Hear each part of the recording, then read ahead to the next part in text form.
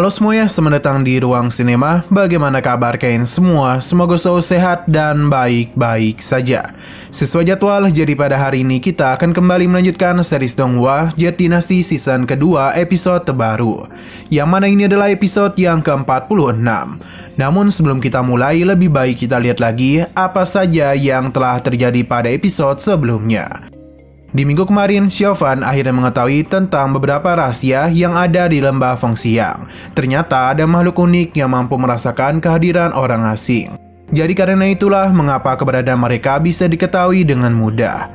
Setelah semua itu, Xiaofan berencana untuk melakukan penyelinapan lagi ke lembah Fengxiang. Sedangkan untuk berijin, berencana untuk mengadu domba para monster ikan dengan para murid lembah Fengxiang. Ia pun melancarkan serangan kepada para monster ikan, yang menyebabkan mereka semua marah besar karena menduga serangan itu berasal dari para murid lembah Fengxiang. Pertarungan yang terjadi ini telah membuat kedua belah pihak mengalami kerugian besar. Lembah Fengxiang bisa saja mengakhiri hidup para monster ikan, akan tetapi hubungan mereka akan menjadi rusak. Lantas karena itulah Li akan menemui Sang Guanja. Sedangkan di sisi lain, Xiaofan sempat mengalami masalah karena Xiaohe tiba-tiba bersikap aneh. Seakan-akan ada semacam kekuatan yang berusaha untuk keluar dari dirinya. Untung saja Xiaofan itu masih bisa mengatasi semua itu, dan dia pun mulai mengikuti Li menemui tetua Sang Guanja. Keberadaan Xiaofan itu hampir saja diketahui oleh tetua Sang Guanja. Melihat kekuatan yang dia tunjukkan benar-benar membuat Xiaofan kagum kepadanya. Nah, sekarang kita akan melanjutkan episode terbarunya. Terlihat kalau saat ini Xiaofan sedang memasuki tempat yang sebelumnya dihuni oleh Sang Guanja. Entah kenapa Xiaofan merasa kalau tempat ini layaknya sebuah altar besar. Ia penasaran apakah yang sedang Sang Guan lakukan di tempat itu. Kemungkinan besar ini adalah ruangan rahasia milik lembah Fengxiang. Xiaofan pun masih belum yakin apakah perkataan dari Zhou Yuchu benar atau tidak. Karena sebelumnya dia mengatakan kalau kemungkinan besar segala peninggalan kuno dari klan penyihir disimpan oleh sekte kultivator sekitar, seperti lembah Fengxiang ini. Xiaofan harus tetap fokus karena tekanan di tempat itu berbeda dengan di luar. Secara perlahan namun pasti, Xiaofan pada akhirnya sampai di gerbang masuk pilar tersebut. Totem yang berada di hadapannya ada Suan Hautan atau batu bara hitam. Sepertinya Xiaofan tahu bagaimana cara untuk bisa memasuki tempat itu. Lantas ia pun mulai menyalurkan kekuatan spiritualnya kepada totem batu bara api hitam.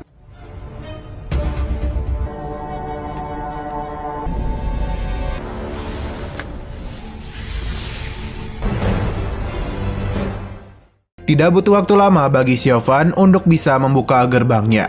Hawa dari dalam tempat itu pun benar-benar bisa dirinya rasakan. Tanpa sedikit pun merasa curiga, Xiaofan pun mulai masuk ke dalam tempat itu. Nah, secara mengejutkan gerbang tempat ini pun mulai tertutup. Untuk sementara waktu, Xiaofan tidak ingin memikirkan hal ini dulu, karena di dalam sana terdapat hal yang cukup aneh. Selain itu, sesuatu kembali terjadi kepada Xiaohui. Xiaofan tahu betul kekuatan jahat yang berada di dalam tempat ini bukan hal yang biasa. Inilah pertama kalinya Xiaofan bisa merasakan panas yang luar biasa. Bahkan detak jantungnya menjadi tidak beraturan. Hal itu pun hampir membuat dia kehilangan akal. Siapa yang menyangka kalau lembah Fengxiang yang terkenal dengan kejujurannya malah menyembunyikan sesuatu yang besar. Di dalam tempat ini ternyata ada gunung berapi yang aktif. Entah apa yang terjadi, seketika saja Xiaohui pun turun, yang mana dirinya itu berusaha untuk menghancurkan sumber dari energi tersebut. Apa yang dilakukan oleh Xiaohui itu telah mempengaruhi kekuatan barusan. Seketika saja tempat ini pun mulai bergetar dengan hebat yang seakan-akan hendak runtuh. Xiaofan meminta Xiaohui untuk berhati-hati, akan tetapi dia itu malah sedang asik menyedap kekuatan yang sedang berada di dalam tempat ini. Melihat apa yang terjadi semakin membuat Xiaofan penasaran sebenarnya apa yang telah dialami oleh monyetnya. Di sini Xiaohui benar-benar menikmati sensasi seluruh kekuatan yang masuk ke dalam tubuhnya. Namun ada sosok misterius yang tidak senang dengan hal itu. Ia pun mulai terbangun dan lahar panas yang berada di sini mulai mengelilingi simbol-simbol yang ada di lantai altar. Sadar ada hal yang tidak beres, Xiaofan pun mulai berjaga-jaga. Ketakutan Xiaofan benar-benar terjadi. Simbol-simbol tadi ternyata adalah sebuah formasi untuk mengurung mereka. Sosok yang ditakuti oleh banyak orang pun akan muncul. Bahkan dalam karya klasik kultus iblis, sosok ini tidak pernah tercatat. Itu semua terjadi karena kengeriannya. Selama Xiaoyu menyerap kekuatan dari tempat ini, Xiaofan akan berusaha untuk melindunginya semaksimal mungkin. Ini tentu tidak akan semudah yang dirinya kira, karena makhluk dewa jahat dan kejam itu akhirnya menampakkan wujudnya.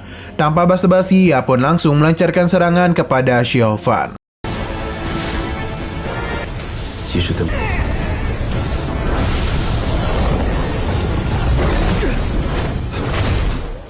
Makhluk ini bernama binatang api merah. Ini bukanlah sesuatu yang bisa Xiaofan atasi sendirian. Apalagi binatang itu sepertinya mengincar Xiaohui. Di sisi luar lembah, kita bisa melihat kalau para monster ikan sedang berusaha untuk menghancurkan gerbang api yang sebelumnya dibentuk oleh Lidi. Para murid lembah juga berusaha untuk tetap mempertahankan formasi, sampai Lidi membawa Sang Guanche. Tapi para monster ikan sepertinya tidak mampu menghancurkan pertahanan ini. Akan tetapi mereka yang tidak memiliki akal sehat terus memaksa masuk. Bahkan para monster ikan sama sekali tidak peduli dengan tubuh mereka sendiri. Karena para monster ikan menggunakan tubuh mereka sendiri untuk bisa memasuki tempat itu.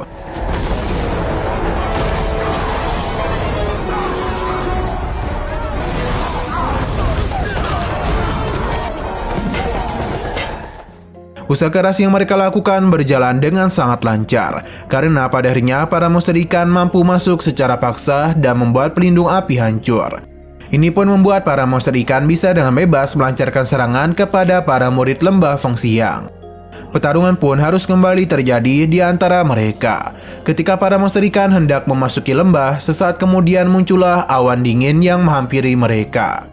Kemunculannya seketika saja menghentikan pertarungan, apalagi di sekitaran tempat itu mulai membeku. Tetua Lu tahu betul kalau ini adalah kedatangan dari Sang Guanche. Karena para monster ikan telah banyak menghabisi para murid lembah Feng Xiang, Sang Guanche pun langsung memberikan hukuman kepada mereka.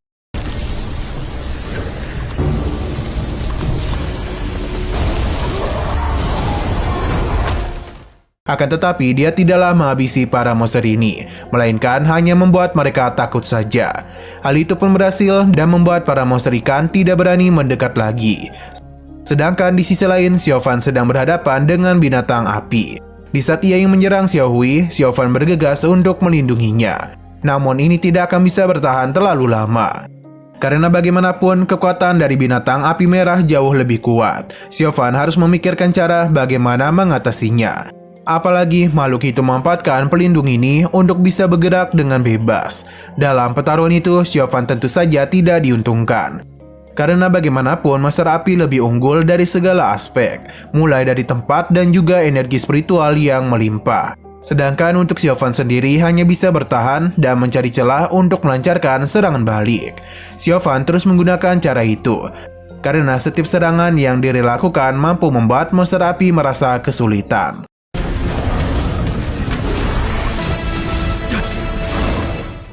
Tapi binatang itu beradaptasi dengan cepat. Ia kembali menghilang dari hadapan Xiaofan.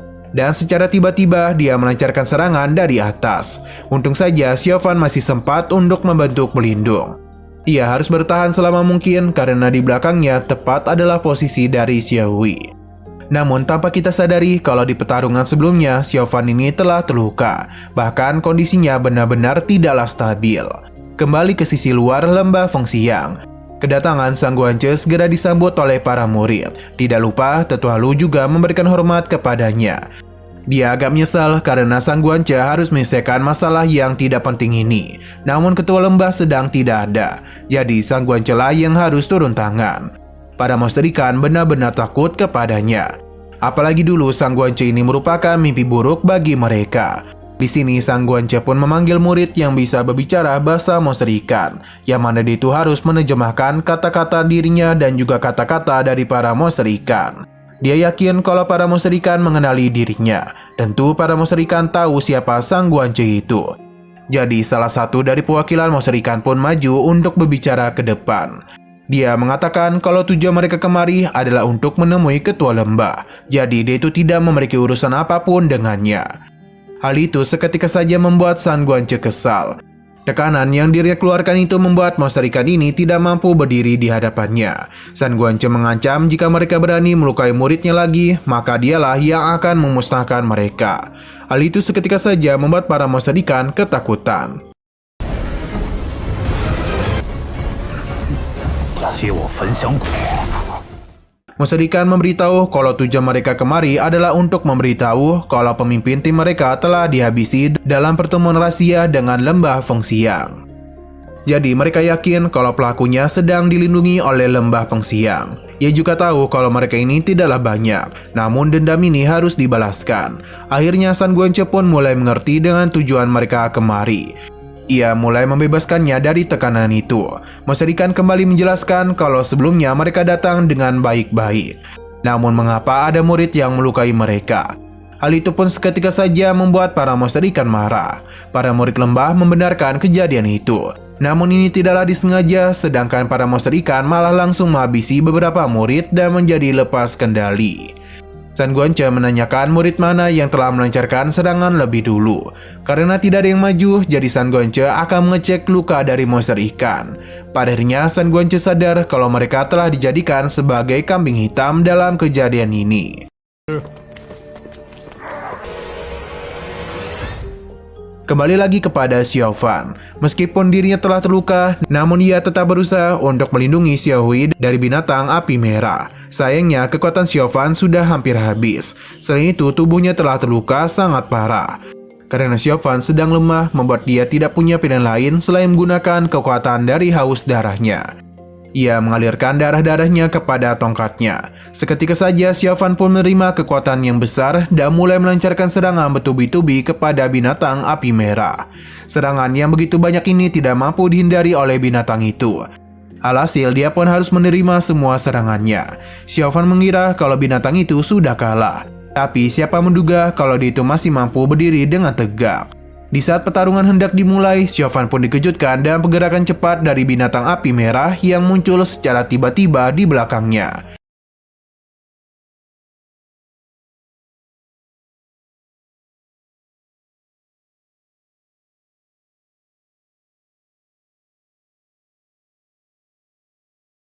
Beruntungnya, Xiao Fan ini masih bisa menghindari serangan fatal itu.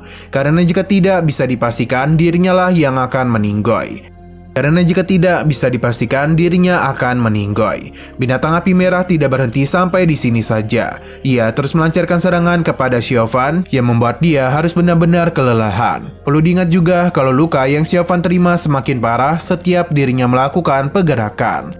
Alhasil ia sudah tidak mampu lagi bergerak dan hanya bisa menahan serangan dari binatang api merah. Akan tetapi jika terus seperti ini, maka sudah dipastikan kalau Xiao Fan tinggal menunggu waktu untuk dihabisi. Benar saja, binatang api sudah bersiap untuk memanggang Xiao Fan. Ketika hal itu hampir saja terjadi, mata ketiga milik Xiao Hui pun mulai terbuka dan muncullah sosok yang dengan cepat melancarkan serangan kepada binatang api merah. Xiao Fan yang hampir kehilangan kesadaran sama sekali tidak tahu apa yang terjadi dan mengapa ada King Kong besar yang muncul di hadapannya. Tentu saja ini adalah Xiao Hui yang telah berevolusi ke bentuk yang benar-benar sangatlah keren. Tubuhnya diselimuti oleh kekuatan yang sepertinya berasal dari energi jahat. Tapi meskipun begitu, sepertinya dia itu tidak kehilangan kesadarannya. Sebab sebelumnya dia itu telah melindungi Xiao Fan. Binatang api merah menjadi kesal dan mulai menantang Xiao Hui untuk bertarung. Nah, sayang sekali di saat kedua binatang ini hendak bertarung, episodenya malah bersambung.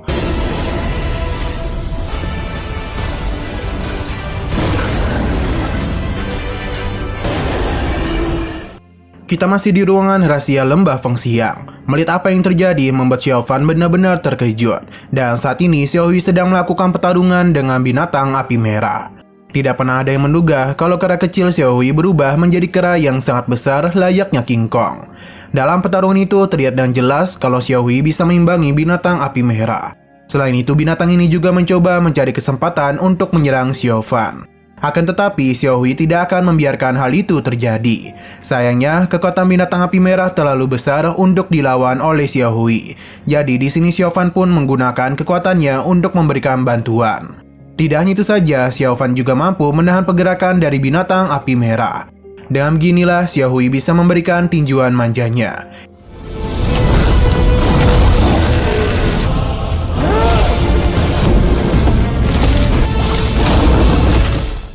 Ini semua berhasil mementalkan binatang api merah, namun masih belum cukup untuk bisa mengalahkannya. Xiao Fan dan juga Xiao Hui harus tetap fokus karena bagaimanapun tempat ini adalah wilayah binatang api. Jadi seberapa sering pun mereka melancarkan serangan kepada binatang itu, dia pasti bisa dengan cepat memulihkan dirinya. Xiaofan sepertinya telah menyadari hal itu. Jadi dalam pertarungan ini terlihat dan jelas kalau Xiaofan berusaha mencari titik lemah dari binatang api, yang mana mereka mencoba melancarkan serangan di titik yang tidak ada apinya. Sekali lagi serangan Xiaohui bisa mementalkan binatang api merah. Tapi lagi dan lagi ini masih belum cukup. Karena selama lingkaran sihir di tempat ini masih aktif, maka binatang api merah bisa terlahir kembali. Sedangkan untuk Xiaofan sendiri sepertinya sudah hampir mencapai batasannya.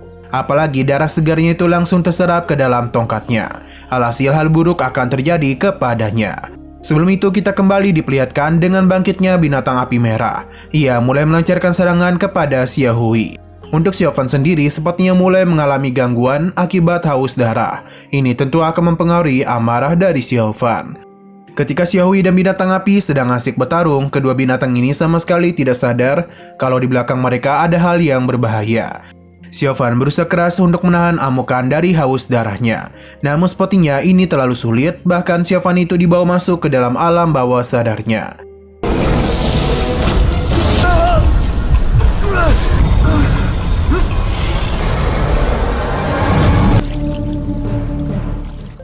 Di sana ia bisa melihat dengan jelas kalau haus darah berusaha untuk mengambil alih tubuhnya. Tidak hanya itu saja, Xiaofan juga kembali diperlihatkan dengan sosok Biksu Fuji, orang yang telah melakukan pembantaian di desa dan yang memberikan mutiara haus darah kepada Xiaofan. Ia mencoba untuk mendekatinya, namun kekuatan haus darah menahan pergerakan Xiaofan. Ia bahkan dipaksa untuk berlutut kepada Biksu Fuji. Saat ini Xiaofan benar-benar sedang tenggelam dalam kekuatan haus darah. Bahkan apapun yang diri lakukan sepertinya itu tidaklah mampu untuk membebaskan dirinya. Perlahan-lahan Xiaofan mulai kehilangan kesadarannya. Di saat ia hampir kehilangan dirinya sendiri, ingatan bersama dan teman-temannya pun mulai melintas dalam pikirannya, yang mana mereka selalu percaya kepada Xiaofan. Nah, selain itu ada juga ingatannya bersama dengan Lu Suqi. Dia meminta Xiaofan untuk tidak khawatir karena semua ini akan berlalu. Bahkan Biao juga muncul dalam ingatannya. Akhirnya Xiaofan pun sadarkan diri dan berusaha untuk lepas dari kekuatan haus darah. Xiaohui yang tahu tuannya dalam bahaya berusaha untuk membantu, namun dia itu ditahan oleh binatang api merah. Untung saja Xiaofan bisa sadarkan diri di waktu yang tepat dan bisa menghindari serangan tersebut.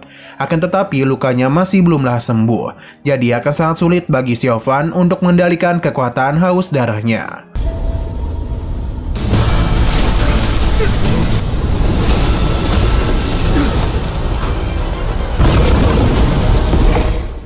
Terlihat dan jelas kalau setiap Xiaofan kesakitan, mutiara haus darah akan mulai bereaksi. Xiaofan mencoba menenangkan dirinya, tapi apa daya semua ini begitu sulit, karena kesadarannya terus ditarik oleh kekuatan haus darah. Walaupun begitu, Xiaofan tidaklah menyerah dan terus mencoba. Sampai padanya kekuatan sosok ini pun ingin menghabisinya.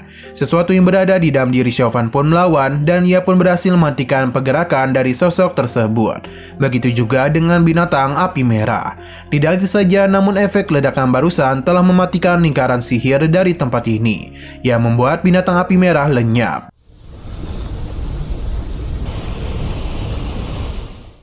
Setelah Xiaofan pingsan, kita pun dibawa keluar lembah, yang mana ketegangan masih terus terjadi antara monster ikan dan juga para murid lembah Feng Xiang. Tetua Lu tahu betul kalau para monster ikan tidak mungkin dihabisi begitu saja, kecuali mereka diserang ketika belum terlalu siap. Ia mulai melakukan pemeriksaan terhadap luka yang monster itu terima. Tetua Lu sadar betul kalau luka ini bukanlah disebabkan oleh serangan biasa, dan para muridnya tidak mungkin bisa membuat luka seperti ini. Melihat apa yang dilakukan oleh Tetua Lu, Sang Guance sadar betul kalau Tetua Lu tahu siapa pelakunya. Li Di pun memberitahu kalau ada begitu banyak musang pelacak yang telah mereka kerahkan, dan mungkin keberadaan orang itu akan segera ditemukan. Tapi Sang Guance menganggap ini masih belumlah cukup, karena bagaimanapun lawan mereka berasal dari aliran jahat. Jadi kemungkinan dia telah menyamar menjadi salah satu dari mereka. Bahkan Sang Guance beranggapan kalau pelakunya sudah berbaur di dekat mereka. Tidak yang membiarkan pelakunya pergi begitu saja, Sang Guance pun mulai membuat sebuah formasi untuk mencari pelaku yang sebenarnya. Terlihat kalau ada pria yang bertindak aneh.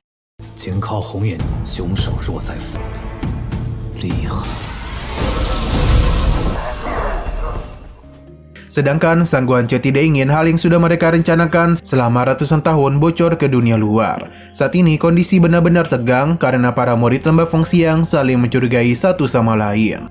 San Guance meminta Tetua Lu untuk melakukan pengecekan apakah penjahat itu memiliki rekan yang membantunya. Sedangkan Li Di bertanggung jawab untuk mengecek para murid apakah di antara mereka ada yang menyamar.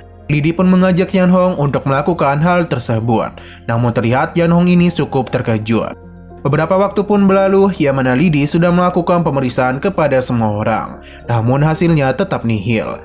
Tapi Sang Guance memberitahu Li Di telah melupakan satu orang, yang mana itu adalah Yan Hong. Akan tetapi kita dibawa kembali kepada Xiao Fan yang masih belum sadarkan diri. Xiao Hui yang sudah dinerp mendekatinya dan mencoba untuk membangunkan Xiao Fan.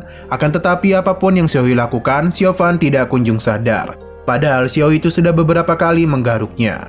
Untung saja Xiao Fan akhirnya sadarkan diri juga dan mencoba menenangkan Xiao Hui. Xiao Fan memang telah sadar, tapi bukan berarti dia itu telah pulih. Jadi selepas dirinya bangun, Xiao Fan pun langsung memulihkan dirinya. Untuk sembuh total mungkin Xiao Fan belum bisa melakukan hal tersebut. Tapi ini mungkin sudah cukup baginya untuk pergi dari tempat ini. Sebelum itu, Xiao Fan juga mengobati Xiao Hui. Selama proses itu terlihat kalau tongkat Xiao Fan secara perlahan mulai mendekatinya.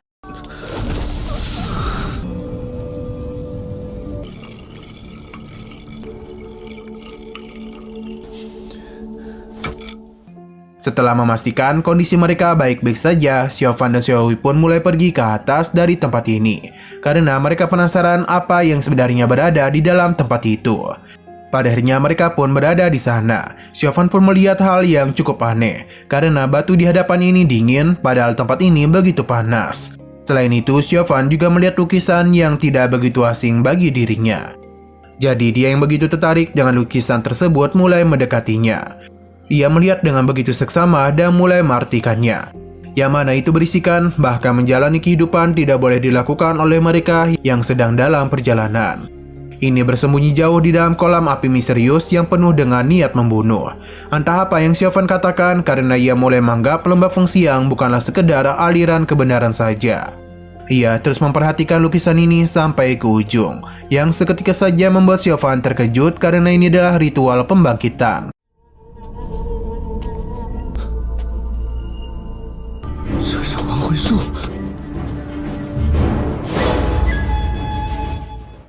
Ia yang menjadi begitu bersemangat mulai kembali ke titik awal, yang mana Xiao Fan mulai menyentuh dinding lukisan itu untuk melihat semuanya. Dan sepertinya ini memang benar adalah ritual pembangkitan. Xiao Fan benar-benar terkejut karena mural ini merekam ritual penghidupan kembali. Ia pun mulai berpikir apakah pedang Xuan Hou adalah kunci untuk mengungkap rahasia dari tempat ini. Sepertinya itu adalah benar karena seketika saja batu ini mulai mengalami reaksi. Dan itu mulai membuka sebuah lubang misterius yang seketika saja membuat hawa dingin masuk ke dalam tempat itu. Xiao Fan menganggap tempat ini benar-benar aneh karena bisa mempertemukan hawa panas dan dingin secara bersamaan. Xiao Fan mengambil kembali pedang Xuan Hou-nya dan pergi untuk masuk ke dalam lubang misterius tersebut. Siapa yang menyangka kalau tempat yang dipenuhi oleh larva ini ternyata memiliki tempat yang benar-benar dingin. Xiao Fan dan Xiao Hui yang berkeliling di sana tidak sadar kalau ada satu makhluk yang memperhatikan mereka dari belakang. Pada akhirnya makhluk itu pun mulai berbicara kepada Xiao Fan, yang mana dia tahu kalau pria ini bukanlah berasal dari klan Sangguan. Ia pun penasaran sebenarnya siapakah dia. Alih-alih menjawab, Xiao Fan justru balik bertanya siapakah makhluk ini. Namun sosok itu tidak menjawab dan mengetahui kalau tongkat Xiao Fan terbuat dari manik-manik haus darah. Ia tahu kalau kekuatan itu sangatlah kejam dan bisa menyerang jiwa seseorang tanpa terlihat. Meskipun Xiao Fan ini tergolong hebat, namun roh jahat tersebut sudah mulai merasuki tubuhnya. Xiao Fan yang kesal tidak peduli dan langsung menghancurkan dinding es itu. Ia pun meminta sosok tersebut untuk menampakkan wujudnya. Pada akhirnya siluet dari sosok ini pun mulai terlihat.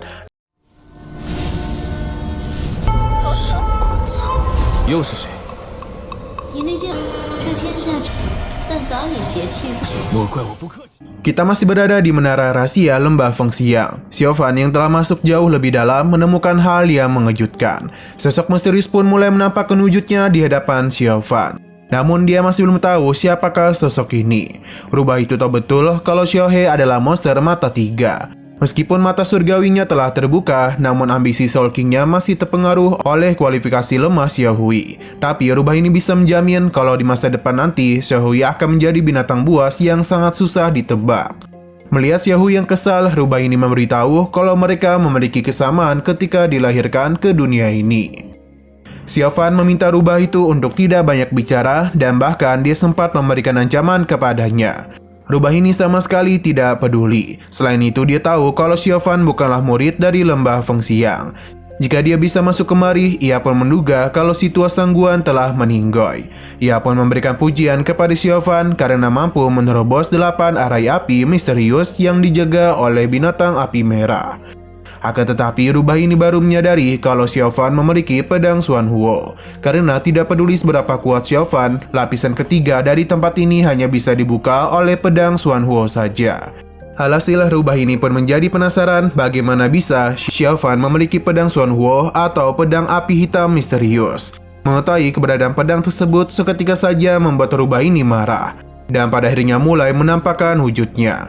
Xiaofan terkejut karena sosok di hadapannya adalah rubah ekor 9. Binatang ini sangatlah kuat, bahkan dalam sekejap mata dia bisa membekukan Xiaofan dan Xiaohui tanpa bisa mereka hindari.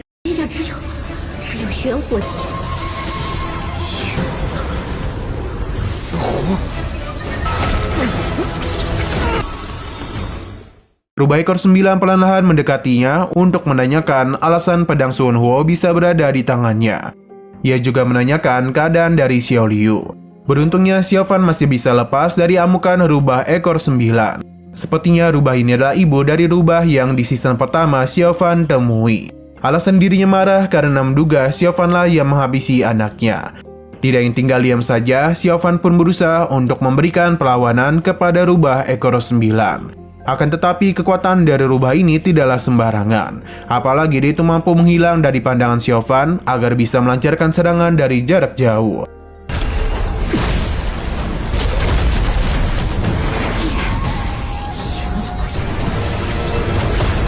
Xiaofan tidaklah menyerah dan menggunakan kekuatan budismenya untuk bisa menemukan keberadaan dari si rubah. Alhasil Xiaofan berhasil menemukannya. Namun perlu diingat kalau sebelumnya Xiaofan telah terluka parah. Jadi kondisi tubuhnya masih belumlah stabil. Ia menanyakan apakah rubah ini membicarakan Xiao Liu. Sayangnya rubah ekor 9 tidak bisa diajak bicara karena amarahnya kepada Xiaofan. Alhasil ia pun terus-menerus melancarkan serangan kepadanya. Beruntungnya ada sebuah rantai yang mengikat rubah itu. Jadi hal ini pun membatasi pergerakan darinya. Mengetahui hal tersebut, Xiaofan memanfaatkan hal ini dan cara melancarkan serangan dari jarak jauh. Rencananya berhasil dan sempat melukai si rubah. Tapi ini tidaklah berlangsung lama karena rubah ekor 9 kembali melancarkan serangan kepada Xiaofan. Untung saja Xiaofan masih mampu menahan serangannya. Entah kenapa setiap rubah ekor 9 melancarkan serangan, rantai yang mengikat kakinya mulai berjalan. Seakan-akan rantai itu bereaksi setiap rubah ekor 9 menggunakan kekuatannya. Di sini Xiaohui tidak bisa berbuat apa-apa selain melihat Xiaofan bertarung dengan si rubah ekor 9. Sampai pada akhirnya rantai yang mengikat kaki rubah ekor 9 berhasil Xiaofan tangkap. Ia menyadari kalau rantai ini mampu menahan pikiran rubah ekor 9. Entah apa yang Xiaofan pikirkan, ia pun kembali melancarkan serangan kepada si rubah. Bahkan bisa dikatakan kalau ini adalah serangan yang sangat besar.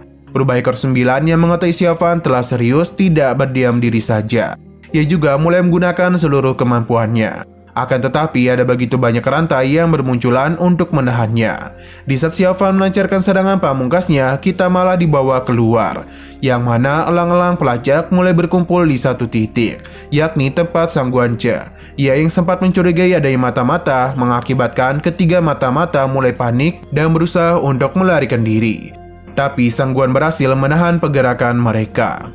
Namun mereka itu bukanlah mata-mata, melainkan hanya terjebak dalam teknik pesona dari sekte Akasia. Jan Hong yakin betul kalau pelakunya telah menggunakan metode iblis ini untuk mengendalikan para murid lembah dan memaksa mereka untuk memprovokasi pihak lain. Sangguan Ce tidak berpikiran seperti itu, karena manusia ikan pertama yang dihabisi dengan cara yang berbeda. Bahkan ototnya sama sekali tidak cedera. Selain itu terdapat bau lavender dari serangannya. Sun Guanche tahu kalau hanya satu senjata saja yang memiliki kekuatan ajaib tersebut, yakni pedang ungu. Alhasil dia akhirnya sadar kalau Perijinlah pelakunya. Sun Guanche membenarkan hal tersebut dan sekarang dia itu berada di tempat ini. Para monster pun mengamuk dan meminta agar Sun Guanche menyerahkan pelakunya kepada mereka, karena jika tidak akan terjadi kembali pertempuran darah di lembah Fengxiang. Li Di dan yang lainnya menjadi sangat marah karena berani-beraninya para monster ikan menyerang mereka. Alhasil ketegangan pun kembali terjadi antara kedua belah pihak.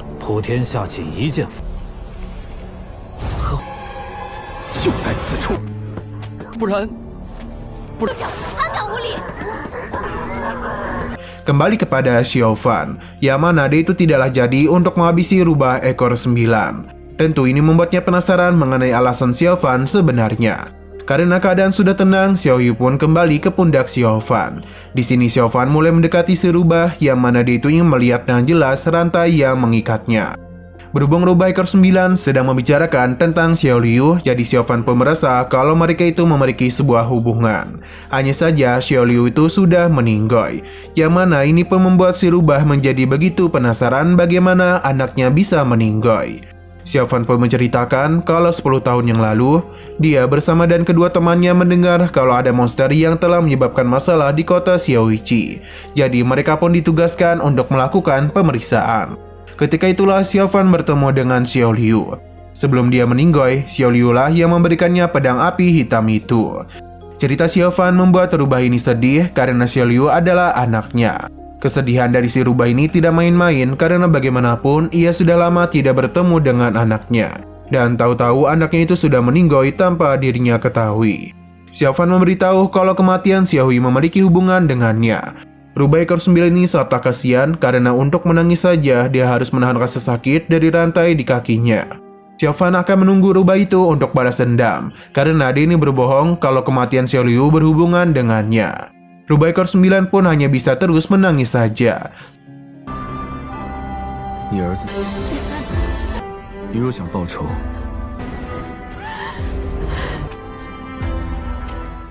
Sedangkan Xiao Fan sendiri sedang mencari petunjuk mengenai cara untuk menghidupkan kembali seseorang. Namun dia itu sama sekali tidak menemukan apapun di tempat ini, yang mana ini pun membuat Xiao Fan menjadi sangat marah. Bahkan haus darah Xiao Fan kembali muncul untuk mengambil alih tubuhnya. Untung saja Xiao Fan masih bisa mengendalikan diri. Di sini rubah ekor 9 menanyakan apakah tujuan Xiao Fan untuk memahami 8 susunan api misterius. Ternyata semua itu hanya berada di lantai kedua, sedangkan ini hanyalah penjara yang dibuat lembah Fengxiang untuk menjebak dirinya. Mengetahui itu semua, Xiao Fan pun mulai bangkit dan mengajak Xiao Hui untuk pergi meninggalkan tempat itu. Hanya saja dalam perjalanan ini terlihat kalau Xiao Hui merasa begitu kasihan kepada rubah ekor 9. Mendengar ia yang terus menggerutu, Xiao Fan pun berhenti untuk menanyakan bagaimana cara untuk membebaskan rubah ekor 9. Seketika saja rubah ini pun menjadi terkejut karena Xiao Fan ingin membebaskan dirinya.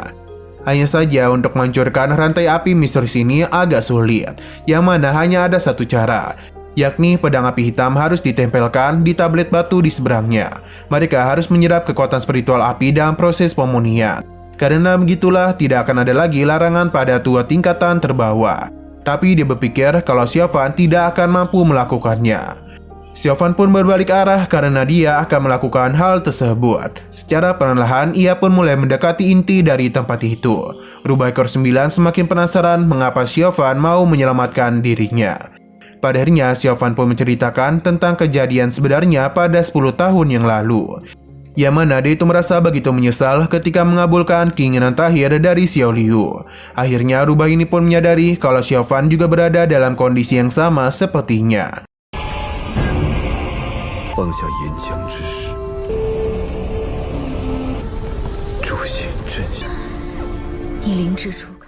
Ia pun dibuat bertanya-tanya bagaimana mereka bisa memahami cinta di dunia ini. Rubah ekor 9 mulai bercerita kalau 300 tahun yang lalu klan iblis rubah memperoleh pedang api misterius dari lembah Fengxiang. Akan tetapi mereka menjadi incaran dari lembah Fengxiang dan membuat anggota klannya banyak dihabisi. Hanya Xiaoliu saja yang berhasil lolos dari kejadian tersebut. Nah, pada akhirnya Xiaofan pun berhasil meletakkan pedang api misterius pada tablet batu, yang seketika saja membuat tempat ini mengalami sesuatu, dan di sini rantai api misterius yang membelenggu rubah ekor 9 pun mulai bereaksi. Ini benar-benar membuat rubah ekor 9 merasa kesakitan. Tapi dia harus menahan semua itu, karena bagaimanapun hanya dengan cara inilah dia bisa terbebas dari tempat yang selama ini membelenggunya.